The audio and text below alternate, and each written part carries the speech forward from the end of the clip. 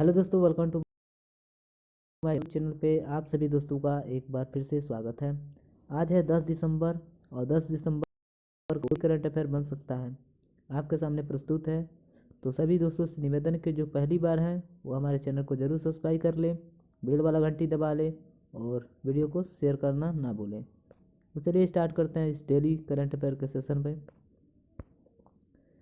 पहला है उत्तर प्रदेश से संबंधित है कि उत्तर प्रदेश सरकार ने कोविड-19 के तहत एक ऐप लॉन्च किया है।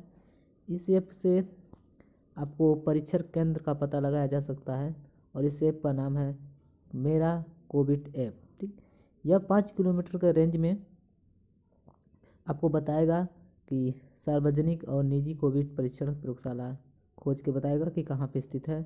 यह नक्शा के साथ साथ केंद्र का समय, परीक्षण का प्रकार और परीक्षण प्रयोगशाला के अन्य वितरण जैसी सभी डेटा इस ऐप में मौजूद रहेंगे। और ये ऐप आप गूगल प्ले स्टोर से क्या कर सकते हैं, डाउनलोड कर सकते हैं। चलिए नेक्स्ट लेते हैं। अमेरिका के वैज्ञानिकों ने एक रिपोर्ट जारी किया है जिसका नाम है हवाना सिंड्रोम।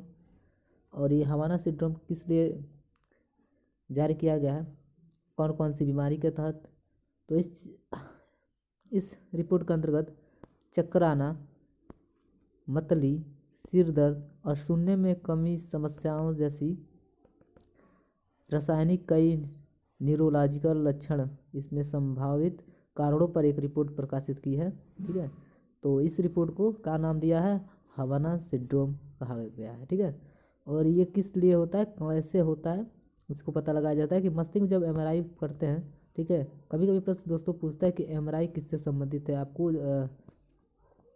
रीजनिंग के प्रश्न जब देगा तो उसमें पूछेगा कि एमआरआई किससे संबंधित है और ऑप्शन भी देता है। ठीक है, तो एमआरआई मस्तिष्क से संबंधित है।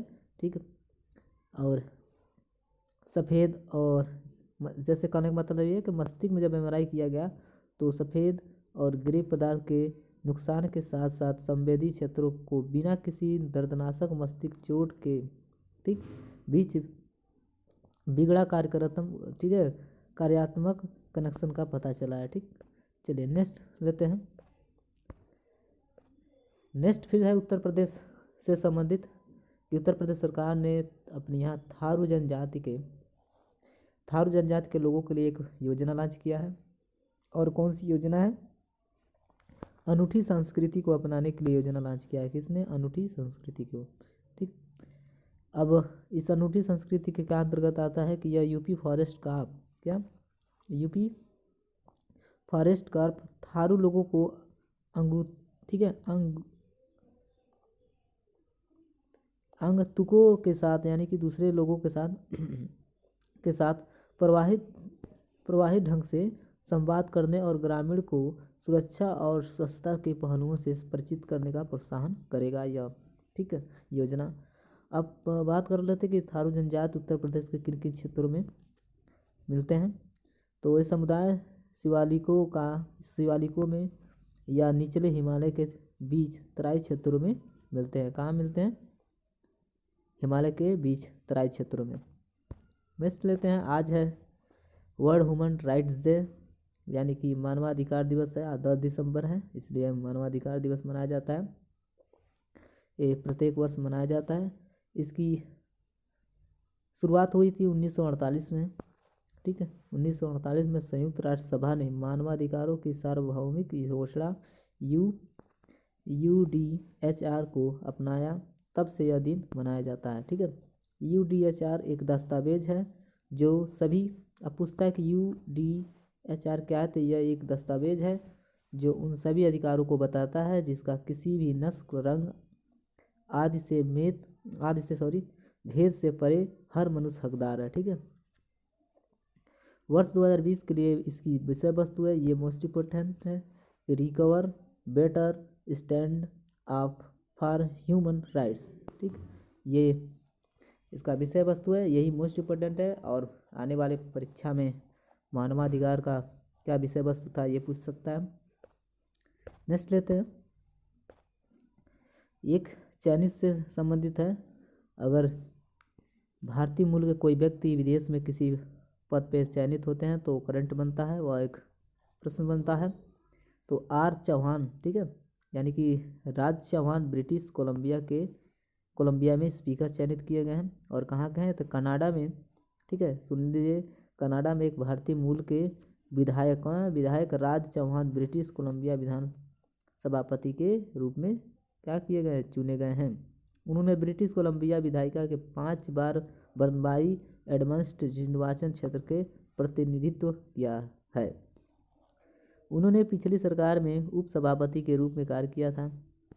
और किसकी जगह लेंगे, तो डार्लिंग पेलकास का स्थान लेंगे। चलिए नेक्स्ट लेते हैं। जो भी दोस्त पहली बार हैं तो रिक्वेस्ट है कि चैनल को सब्सक्राइब कर ले, बेल वाला घंटी दबा ले, और अगर हमारा वीडियो अच्छा लगे तो ज़रूर शेयर कीजिएगा, कमेंट्स करके बताइएगा। नोकिया ने शुरू किया है 4G यानी कि 4G उपकरणों का उत्पादन, ठीक। नोकिया ने भारत के चेन्नई में 5G उपकरणों का उत्पादन शुरू किया है। और ये नोकिया अपने जो भी देश बना रहे हैं फैक्ट्रियाँ 5G के उपकरण की ज़रूरत पड़ती है उसको सप्लाई कर रहा है। कुछ इनके बारे में जान लेते हैं। कितनी परियोजना लगा रहा है, नोकिया की सुविधाएं विकसित करने के लिए 2008 से 600 करोड़ रुपए से अधिक का निवेश करने का दावा किया है। नोकिया चेन्नई फैक्ट्री नवीनतम 5G बड़े पैमाने पर मल्टीपल इनपुट मल्टीपल आउटपुट, ठीक है, उपकरण बना रही है, जो उन देशों को भेजे जाते हैं जो 5G तैनाती के उत्तर चरणों पे हैं, ठीक है। चलिए नेक्स्ट करते हैं। किसानों के लिए है कि पश्चिम बंगाल ने धान खरीदने की एक योजना बनाई है। पश्चिम बंगाल सरकार ने सार्वजनिक वितरण प्रणाली के लिए धान खरीद यानी खरीफ धान खरीद के लिए एक योजना तैयार कर रही है।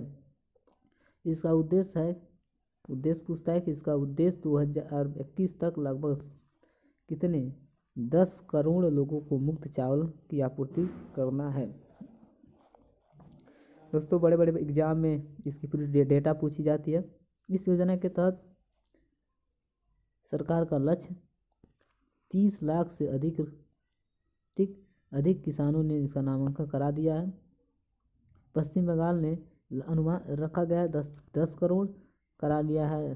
30 लाख लोगों ने पश्चिम बंगाल के में अनुमानित 72 लाख धान किसान, ठीक, 72 लाख धान किसानों में से 13 लाख ने इस योजना के लिए पंजीकरण कराया है, ठीक। नेक्स्ट है खेल जगत से कि पार्थिव, ठीक है। नेक्स्ट है कि खेल जगत से है पार्थिव पटेल ने क्या किया है, संन्यास लेने की घोषणा की है। विकेट कीपर है, बल्लेबाज है पार्थिव पटेल ने क्रिकेट के सभी प्रारूपों से संन्यास लेने की घोषणा की है। अब इन्होंने 25 टेस्ट 38 वनडे और T20, ठीक है, खेला है। घरेलू क्रिकेट में उन्होंने 140 गुजरात के लिए ठीक है, अब प्रथम टेस्ट मैचों में भाग लिया है। 17 वर्ष और 193 दिन की उम्र में टेस्ट में सबसे कम उम्र के विकेट कीपर बनकर, ठीक, आए थे और वे 2002 में भारतीय टीम में आए थे, ठीक है। चलिए नेक्स्ट है कि FICCI अवार्ड से बजरंग पुनिया को सर्व सम्मानित किया गया। इनके साथ साथ कौन कौन से हैं ये भी आप लोग जानकारी ले लें, ठीक है। रेसलर बजरंग पुनिया और शूटर इनावेलिन, ठीक है, कोलारियर ने FICCI इंडियन स्पोर्ट अवार्ड 2020 में शीर्ष सम्मान हासिल किया है, ठीक। इन दोनों का नाम है। 2019 और 20 सीरीज में शानदार प्रदर्शन करने वाले दोनों एथलीटों ने अपनी अपनी श्रेणियों में sport person of the year का पुरस्कार जीता है। क्रिकेट के दिग्गज अनिल कुंबले को उनके उद्यम, ठीक है, नेतृत्व स्पोर्ट के लिए सर्वश्रेष्ठ कंपनी प्रचारक खेल निजी क्षेत्र पुरस्कार मिला है। 2 प्रश्न आए थे खेल जगत के लिए, और ये प्रधानमंत्री जी की सबसे बड़ी योजना है, सबसे बड़ी स्कीम है, ठीक, कि 2 करोड़ से अधिक किसानों को मिलेगा 4,433.40 करोड़ रुपए। ठीक, किस तहत मिलेंगे? तो उत्तर प्रदेश में लगभग 216.67 लाख किसानों को प्रधानमंत्री किसान सम्मान निधि योजना के तहत 4,333.40 करोड़ रुपए मिलेंगे। दिसंबर 2019 में लागू होने के बाद इस योजना के तहत 2.35 लाख यानी कि 2.35 लाख करोड़ से अधिक किसानों ने 22,594.78 करोड़ रुपए मिले हैं। योजना के तहत 3 बार किस्तों में 6,000 रुपये की आय सहायता छोटे और सीमांत किसान परिवारों को प्रदान की जाती है जिसके पास 2 हेक्टेयर से तक के संयुक्त भूमि है। चलिए, एक और ऐप लॉन्च करने वाले मंत्रालय से संबंधित है कि स्वास्थ्य मंत्रालय ने विकसित किया एक मोबाइल ऐप। और किस संबंधित किया? सभी लोग कोविड-19 के संबंधित ही कर रहे हैं। केंद्रीय स्वास्थ्य मंत्रालय ने कोविड-19 वैक्सीन डिलीवरी की वास्तविक समय की निगरानी, डेटा रिकॉर्ड रखने और लोगों को टीकाकरण के लिए खुद को पंजीकृत करने से सक्षम बनाने के लिए एक मोबाइल एप्लीकेशन सहित एक डिजिटल प्लेटफॉर्म विकसित किया है। प्लेटफॉर्म को CO और विन पूरी टीकाकरण प्रक्रिया की निगरानी में मदद करेगा। इसमें एक मुफ्त डाउनलोड करने वाला योग्य मोबाइल एप्लीकेशन शामिल है जो कि वैक्सीन डेटा रिकॉर्ड रखने में मदद कर सकता है। ठीक है, फोर्स ने जारी किया है महिलाओं को शक्तिशाली में किनका किनका नाम है। तो अपने देश का भी नाम है एक महिला का जिनका नाम है वित्त मंत्री निर्मला सीतारमण। अमेरिकी अपने देश का है, भारत का है वित्त मंत्री निर्मला सीतारमण। और अमेरिका की है अमेरिकी उपराष्ट्रपति कमला हैरिस। बायोकॉन की स्थापक किरण मजूमदार शाह और HCL इंटरप्राइज की CEO रोशनी नादर मल्होत्रा का नाम फोर्स द्वारा दुनिया की 100 सबसे शक्तिशाली महिलाओं में रखा गया है। इस सूची में जर्मन चांसलर एंजेला मर्केल ने लगातार 10वें वर्ष टॉप पर रही हैं। ये प्रश्न पूछ सकता है कि कौन महिलाएं लगातार 10वें वर्ष टॉप पर रही हैं। तो एंजेला मर्केल। सीतारमण सूची में 41वें स्थान है। कितने स्थान है? 41वें स्थान पर है। नादर मल्होत्रा 55वें स्थान पर हैं। ठीक है, चलिए। एंटी ड्रोन सिस्टम की खरीद की IAN ने दिया अंतिम रूप। भारतीय नौसेना इजरायली हथियार प्रणाली के एक बैच की खरीद के लिए एक अनुबंध को अंतिम रूप दे दिया है जो उच्च गति वाले दुश्मन ड्रोन को गिराने के सक्षम रहे। एसमास 2000 कंट्रोल सिस्टम की डिलीवरी 2021 की शुरुआत में शुरू होने की उम्मीद है। और कहाँ से? इजरायली फर्म से होगा। स्मार्ट शूटर द्वारा निर्मित फायर कंट्रोल सिस्टम उच्च गति वाले ड्रोन को ट्रैक किया जा सकता है। ठीक, चलिए अब आता है RBI के एक संबंधित है। RBI ने रद्द किया है कराड़ जनता सहकारी बैंक का लाइसेंस। RBI ने बैंकिंग से व्यवसाय को संचालन करने के लिए कराड़ जनता सहकारी बैंक का लाइसेंस रद्द किया है जिसने कहा कि बैंक के पास पर्याप्त वित्त नहीं है। बैंक को अब कोई भी डिपॉजिट लेने या किसी भी रिपेमेंट करने की मनाही है। इसमें महाराष्ट्र के सहकारी समितियों ने के आयुक्त सहकारिता आयुक्त से अनुरोध किया है कि बैंक को बंद कराने का आदेश जारी करें। इसके लिए एक परिसमापक नियुक्त करें। एक प्रश्न और आया नेक्स्ट जो मोस्ट इम्पोर्टेंट है करंट अफेयर से। UAE भारत खाद्य सुरक्षा शिखर सम्मेलन करेगा। सम्मेलन से भी ये प्रश्न बनता है कि UAE भारत खाद्य सुरक्षा शिखर सम्मेलन 2020 में किसानों, उत्पादन व्यापारी और सरकारी अधिकारियों के संघ और जम्मू कश्मीर के सहकारी अधिकारियों का एक प्रतिनिधिमंडल भाग ले रहा है। ठीक, शिखर सम्मेलन 7 से 10 दिसंबर 2020 तक हो जाएगा। इस मोस्ट इम्पोर्टेंट है इसीलिए। ठीक, यह आयोजन दुबई में कहाँ हुआ? यह आयोजन दुबई में भारत के महावाणिज्य दूतावास द्वारा भारतीय उद्योग परिसंघ CII और इन्वेस्ट इंडिया के सहयोग से आयोजित किया जा रहा है। एक प्रश्न मोस्ट इम्पोर्टेंट है जो चक्रवात निवाचार से संबंधित है कि अंतर मंत्रालयी केंद्रीय टीम ने पूरा किया दौरा, कहाँ का दौरा किया है? 8 सदस्यीय अंतर